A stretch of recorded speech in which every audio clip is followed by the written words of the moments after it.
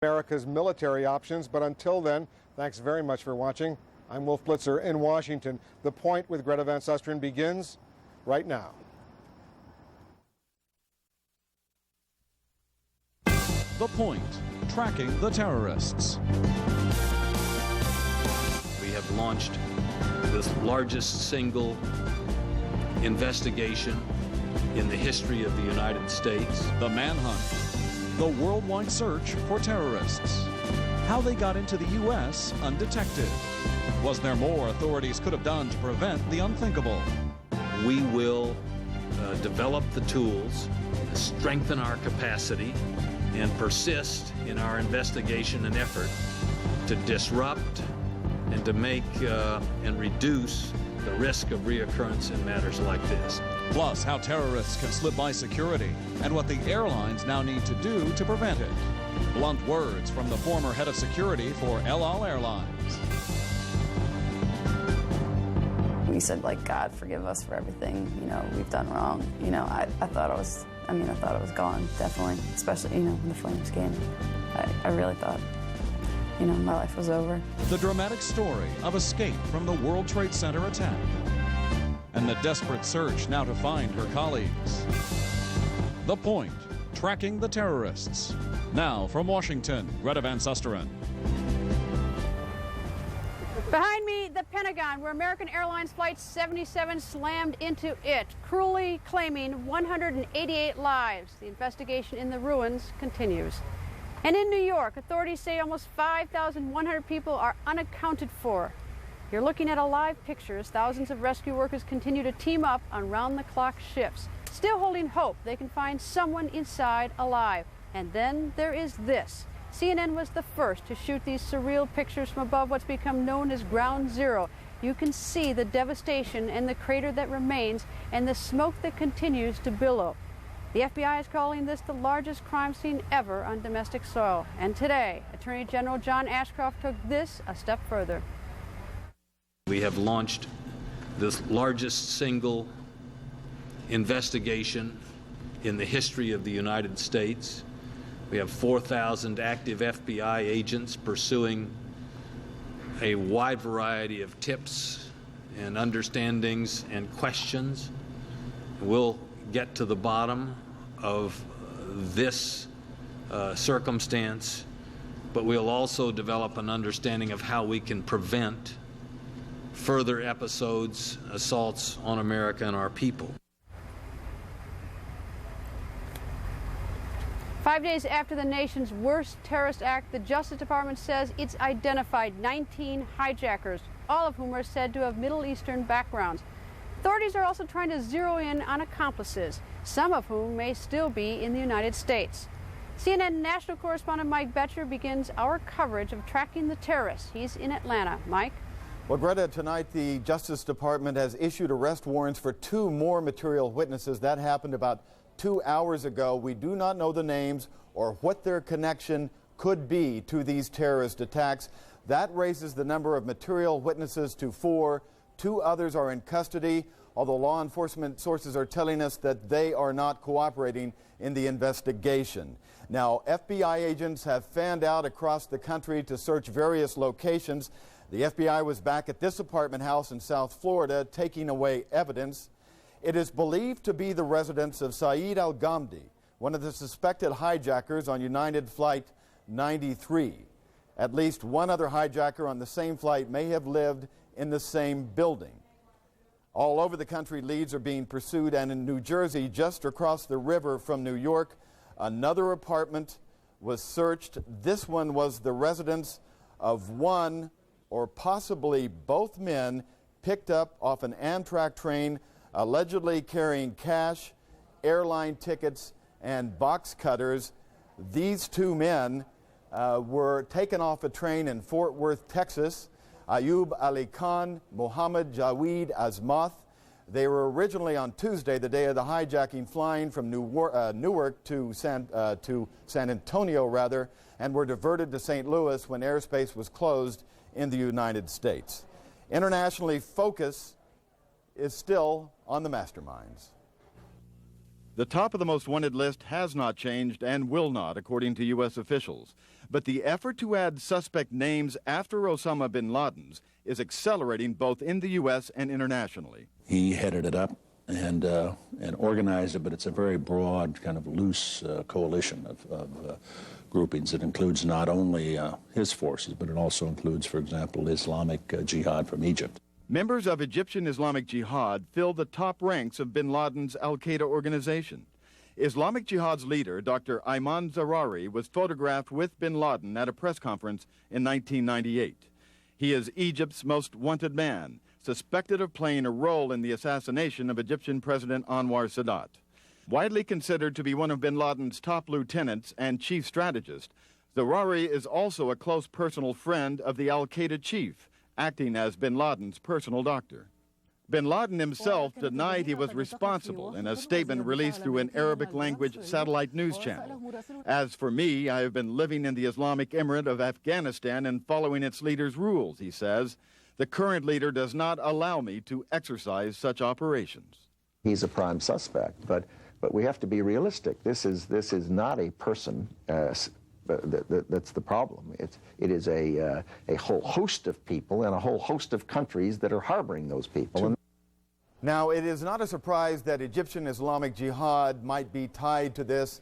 In every past terrorist act since Khobar Towers and the Cole that bin Laden has been blamed for committing, Egyptian Islamic Jihad has been listed as one of the suspects because they make up a good deal of the membership of al-Qaeda. Greta? Mike, what's the point? We've heard that bin Laden has denied any involvement at all. Why deny it? And does the United States simply not buy that at all? Well, he has taken the tack before of denying and then later on in interviews saying, but you can see the reasons for these attacks, why they had to occur. So he shifts from denials to non-denial denials later on, and that seems to have been a pattern, and it doesn't seem to be any different now. What about the ones that are in custody? Do we know the level of cooperation with the federal government? Well, the two material witnesses who are in custody are not cooperating, we are told, but those two men were pulled off the train in Texas and flown to New York. We are told that they are talking quite a bit. Do we have any idea what they're saying and whether or not they link bin Laden to the terrorism here in the United States? No, we do not know either of those two things, purely speculation, but you wouldn't think they'd be spending a lot of time with these guys and flying them up to New York if they weren't talking about this. Well, let me ask the other, perhaps more urgent question. Are they providing any information which might suggest there is more terrorism about to hit the United States? I don't know if they are providing that, but I will say in talking to intelligence sources here and worldwide that there is the belief that this is not over, that there are other cells in this country, and especially when the United States does activate whatever plan it's going to activate in fighting what the president calls a war against terrorism, that there will be retaliation. Everyone expects that in the intelligence community, and they believe that, Greta, frankly, over the last 5 years, there's been a concerted effort by al-Qaeda to insert cells into this country, and they believe there are others out there waiting to be activated. All right, thanks to Mike Betcher for joining us this evening. The FBI has issued arrest warrants for 4 material witnesses. 2 of those people are already in custody. One of those men was carrying a fake pilot's license. For more on that part of the story, here's CNN Justice correspondent Kelly Arena. The Attorney General aggressively hit the airwaves. His message? The FBI needs increased authority to protect the nation against terrorism. We need to upgrade and strengthen our ability to take action, and we're going to make that the focus of our endeavor.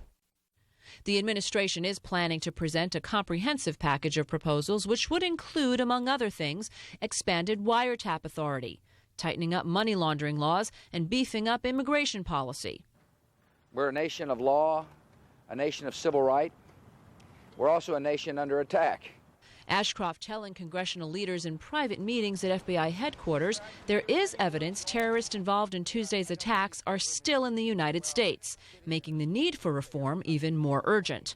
Lawmakers say they're open to change, but not at the expense of civil liberties. We'll do it within our framework of laws and our Constitution. If we don't do it within our Constitution and our laws, then in some ways they win. The Senate has already added some changes to wiretap law in a spending bill, prompting an angry response from the ACLU. It said, quote, "At its very first opportunity, the Senate passed legislation that threatens privacy rights without receiving any public showing that it would make us any safer."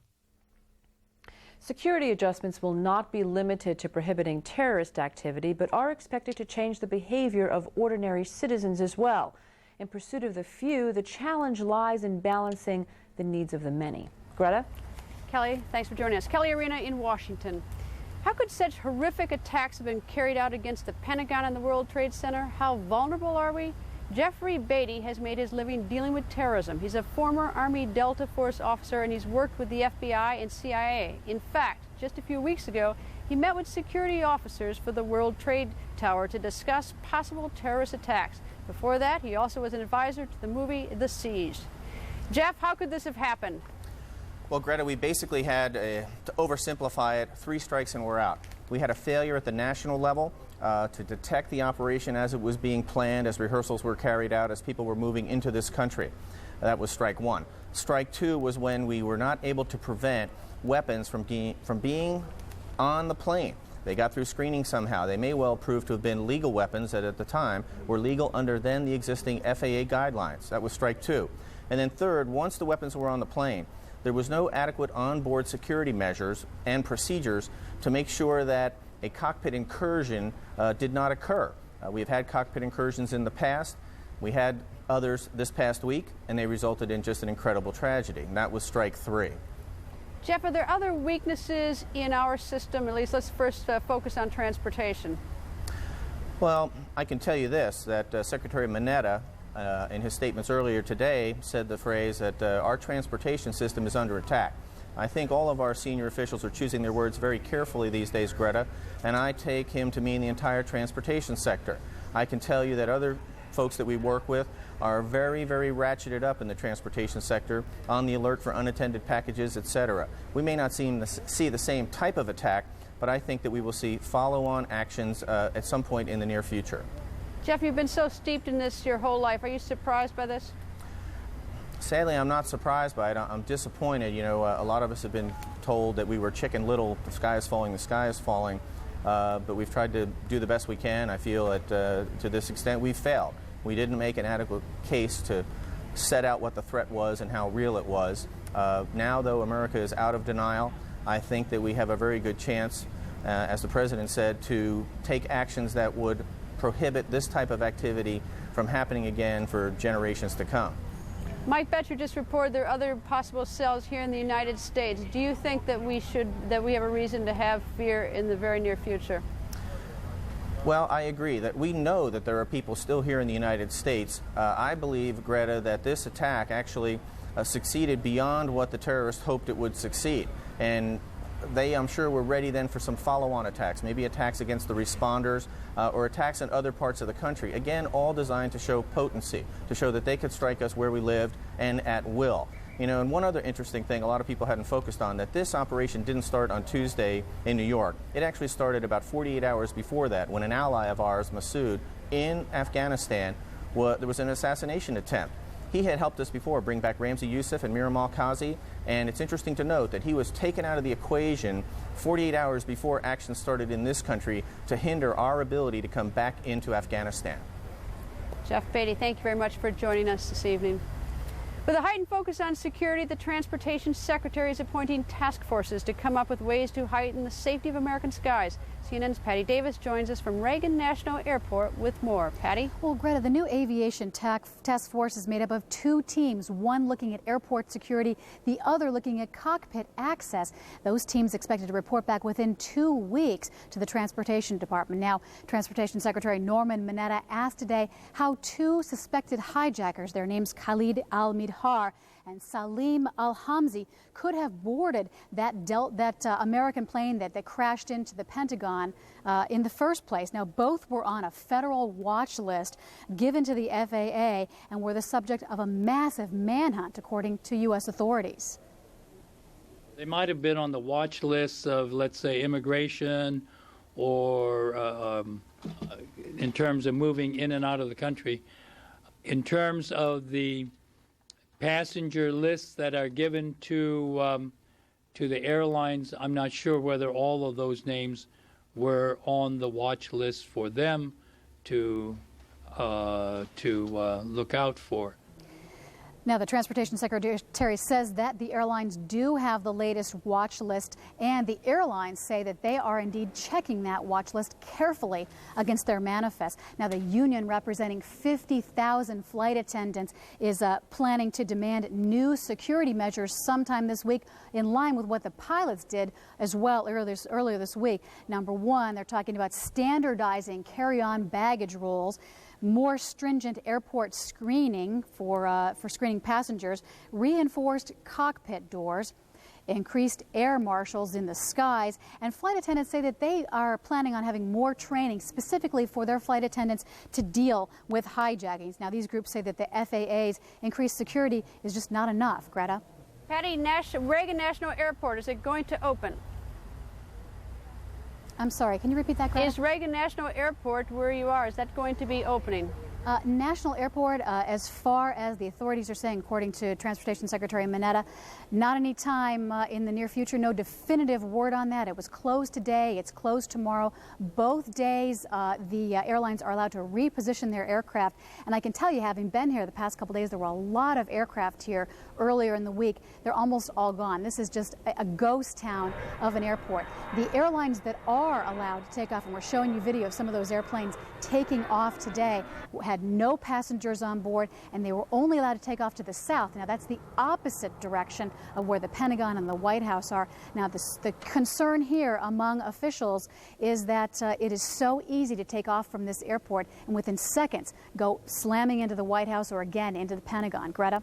All right, thanks to Patty Davis at National Airport. Intense security is a way of life in many parts of the world. Case in point, the Israeli airline El Al. Pilots are forbidden from leaving the cockpit no matter what happens in the passenger cabins. There are also well-trained armed security guards on each flight, and security before the flight is tight. All passengers are questioned, and there's passenger profiling as well. Isaac Yefet is the former head of security for El Al Airlines. He's also been the chief of anti-terrorism for the Israeli Secret Service, and he joins us from our New York bureau. Isaac, what's the biggest problem with American transportation in the air? The big problem is that we don't have security, not on ground and not on air.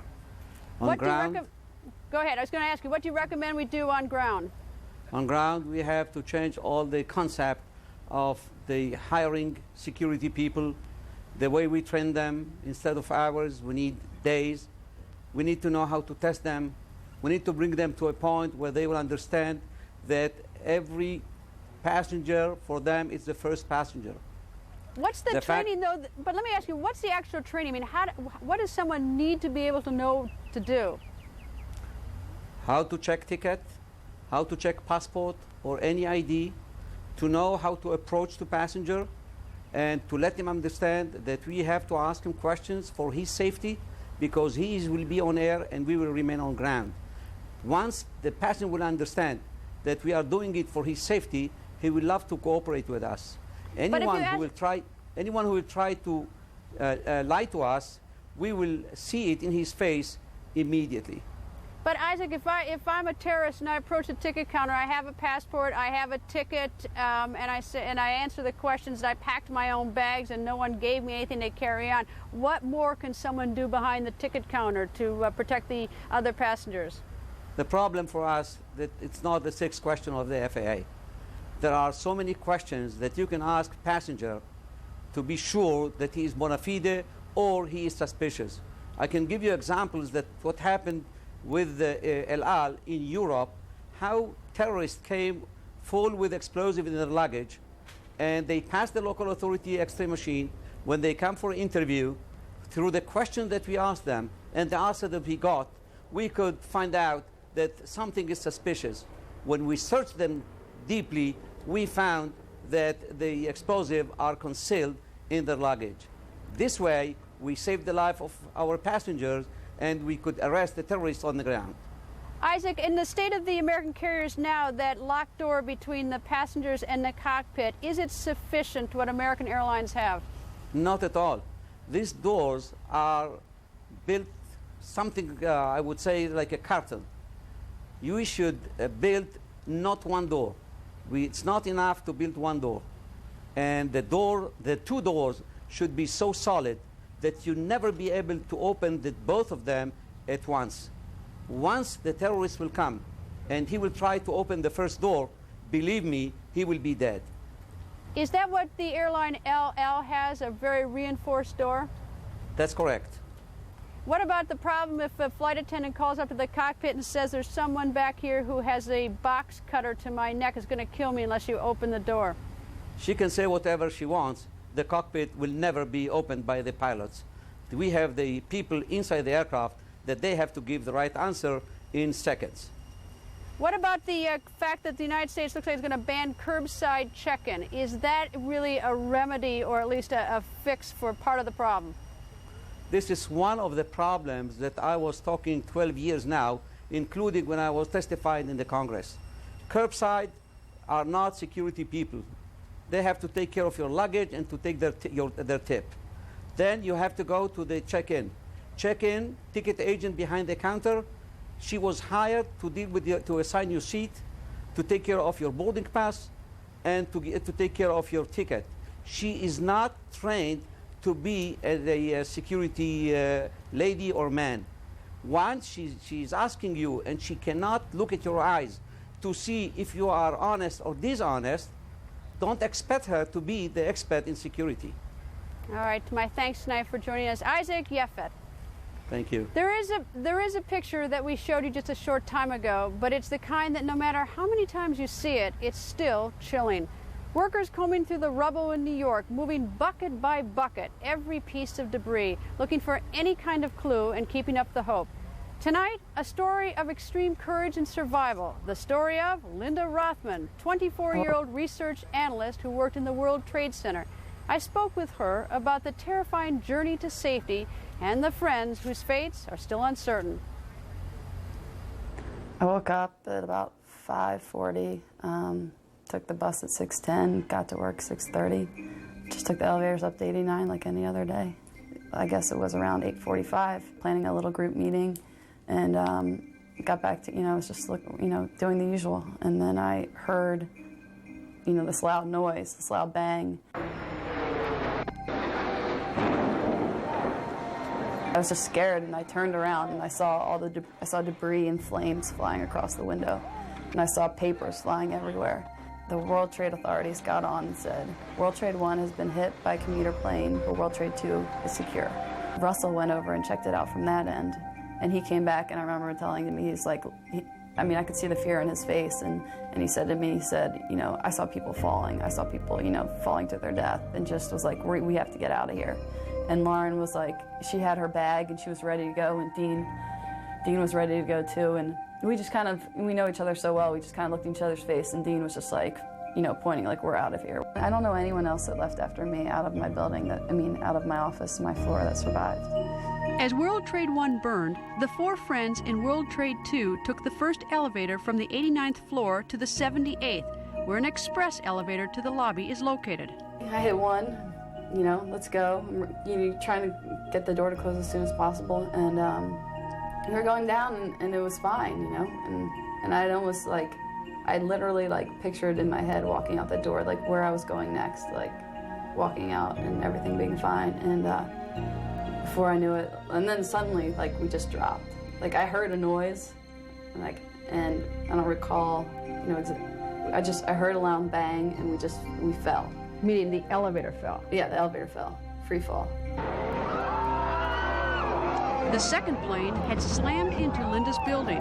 All inside the elevator survived the drop, but they were trapped.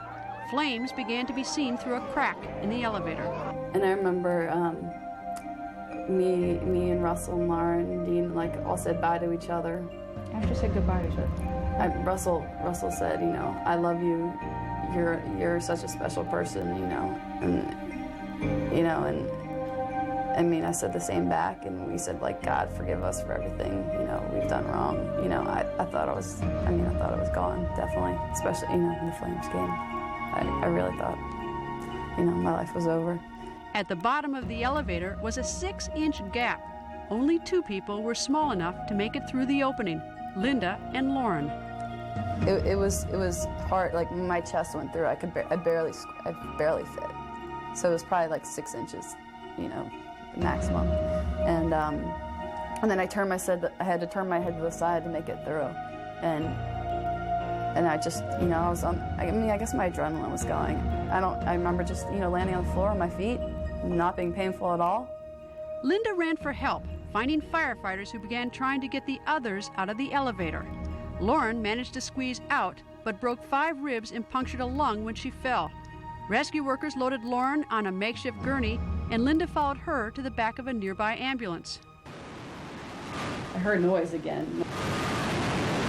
Like, the noise that, you know, that just, it was World Trade 2 falling, I'm almost positive. I mean, I just heard like thunder, like loud noise.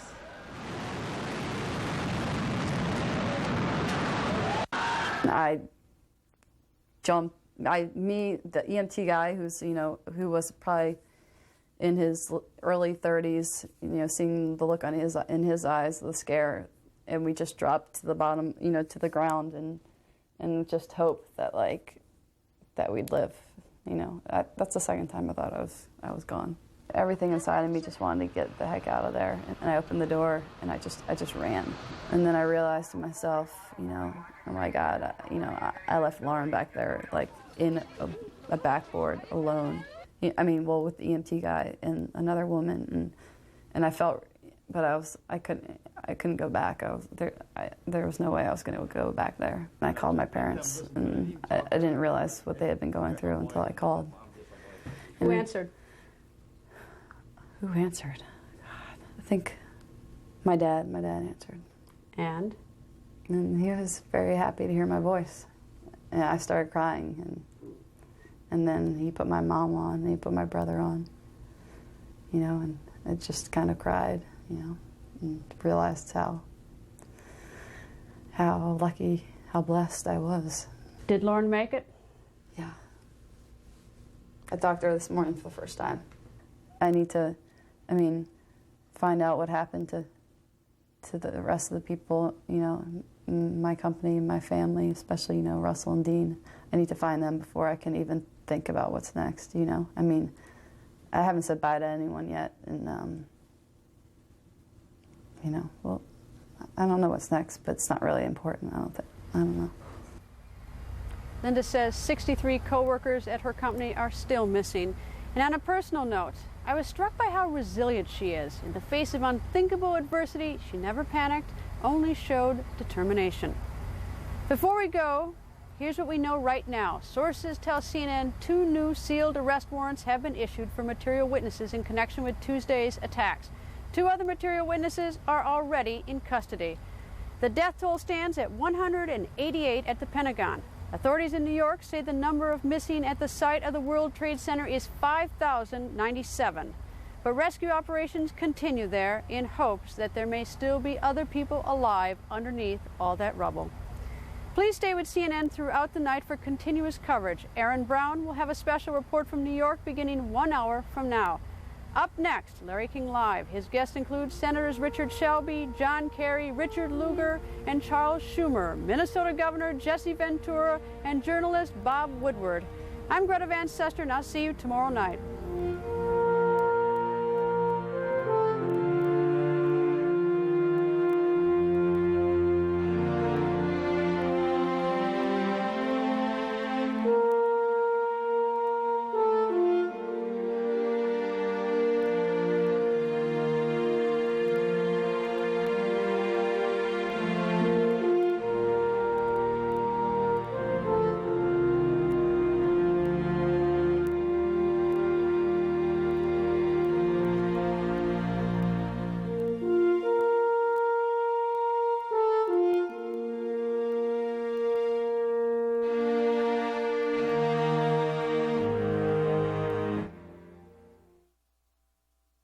For the first time, take a unique look at ground zero from the sky. Plus, will an already volatile stock market